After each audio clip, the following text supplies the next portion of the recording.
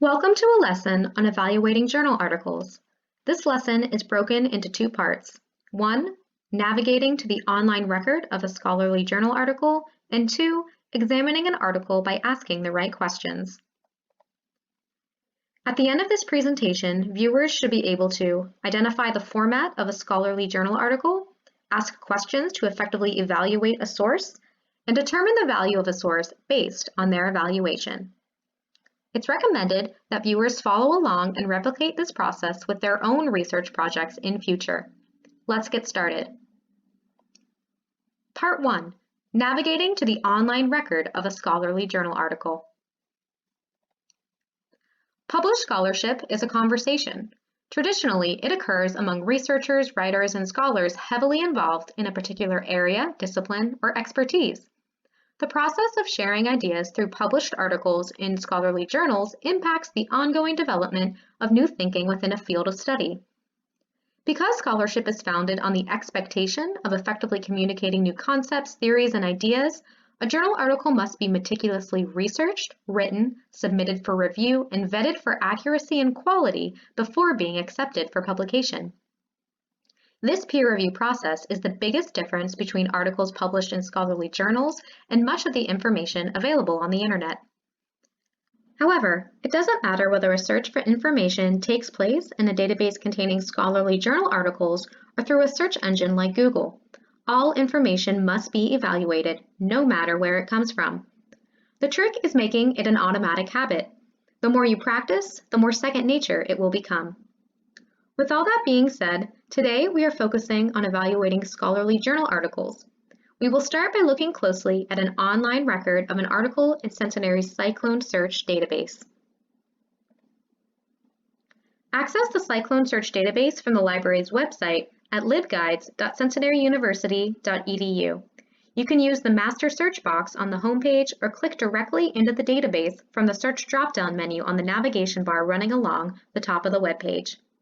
At the time of this recording, a search for social media and body image limited to full-text, peer-reviewed articles published between 2018 and 2020 yields 490 results. If you are following along in the database and performing your own search, the results list number may be different as current library database subscriptions are constantly in flux. Let's take a closer look at the 12th article in this results list. Me, my selfie, and I, the relations between selfie behaviors, body image, self-objectification, and self-esteem in young women. As a general database searching rule, remember that it's important to look at articles in the results beyond the first 10 listed. The article preview on the results list is your first opportunity to evaluate the article. This preview displays the source type image, article title, publication information, tagged subjects, and options for viewing. Access the quick view of the article to view the publication information in a different format and quickly read the abstract or summary. You can access the detailed record page at any time by clicking on the title of the article or the detailed record option from the quick view menu. If you have an EBSCOhost account set up, you can also add the article to a folder to save for later. By looking at this information before clicking into the article record, you are screening for potential relevancy to your research.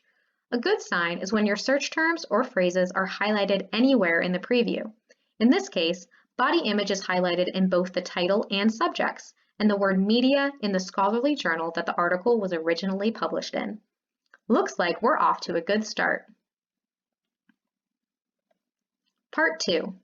Examining an article and asking the right questions.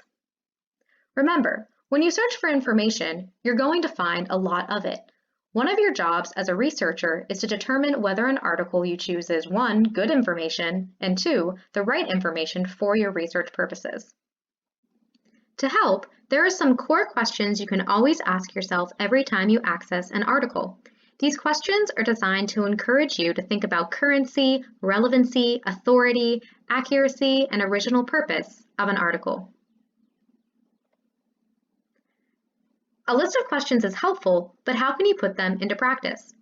Try breaking the evaluative process into 2 steps by reviewing the bibliographic information and performing a content analysis. I will demonstrate this process by continuing to use the article me, my selfie, and I. View the full list of bibliographic information of an article by clicking the title of an article from your results list. This will take you to the online record of that article. In the case of Centenary's cyclone search, this is called a detailed record page. This page lists the article's bibliographic information and additional pieces of information valuable to your evaluation process. Once again, you will find the title, the authors, the source, and abstract. Additional information includes author-supplied keywords valuable for brainstorming new search strings, publication history and type valuable for double-checking that the article is authoritative and peer-reviewed, and the DOI, or the Digital Object Identifier, which is the link location of where that article lives on the internet, which is valuable for sharing the article with others. It is here where you want to stop and ask yourself questions related to the authors and publisher. First, examine the authors. Do they have credibility and expertise? What is their education and career? In the case of me, my selfie, and I, organizational, affiliation, and contact information for each author is provided. Keep in mind that this won't always be the case. This demonstrates a willingness on the author's part to further participate in the scholarly conversation and field potential questions. Secondly, ask yourself about the article's publication history. When was the article published? Are there multiple editions? Do you recognize the publisher?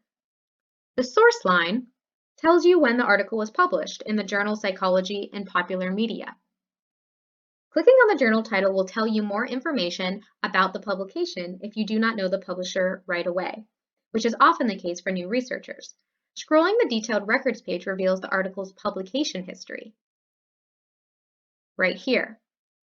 This is valuable information because it tells you how long the authors have been working on the article and how it was received by others during the peer review process. You can even check that it is peer reviewed by looking at publication type. If you feel confident in your answers to your bibliographic information review, you can move on to the content analysis. If your review ends poorly, do not waste any more of your time with that article. Go back to your results list and keep searching. Perform a content analysis by evaluating purpose and relevance, scope and coverage, and objectivity and writing quality. While you are doing this, ask yourself, why and for who was the article written? Is it useful to my research topic or question? Are there limitations of the information, or is it comprehensive? Is it factual, or does it contain bias? Begin your content analysis by clicking on PDF full text to access the PDF version of the article in the top left of the page. Clicking on HTML full text allows you to read the article displayed on a regular web page, but it is sometimes easier to navigate an article when viewing it in a PDF reader application.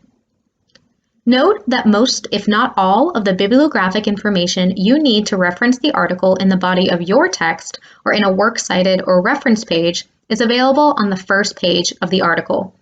This includes the title, list of authors, journal title, volume number, issue number, and year of publication. The DOI is even available. Scroll to skim the article, taking note of any highlighted portions or links. Skip to a particular page by typing in the page number.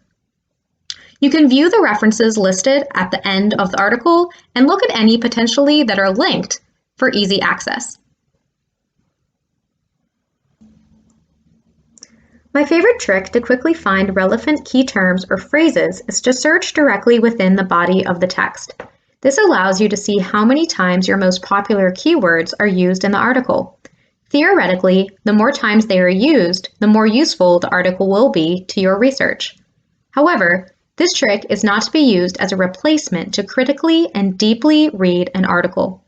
It is just an evaluative tool designed to help you, as the researcher, decide relevancy.